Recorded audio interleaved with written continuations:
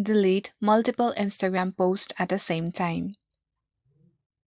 Here in this video, we will see how we can delete multiple Instagram posts at the same time, rather than deleting it one by one. Deleting in bulk will help us save time as well.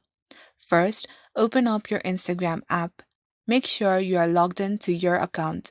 Then, click on the three lines present on the top right corner of your device.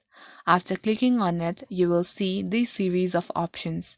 Look for Your Activity option and click on it. After you click on it, a page like this will appear. Now, you need to click on Posts option. After clicking on it, you will see all of your posts. Now, click on Select option at the top right corner. After clicking on Select, now you can choose and click on whatever or all the posts you want to delete.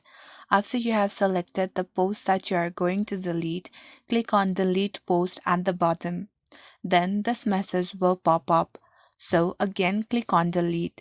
And there you go, all of your posts have been deleted. So that's all for the video today, guys. Thank you so much for watching, and I'll be back with the new video very soon.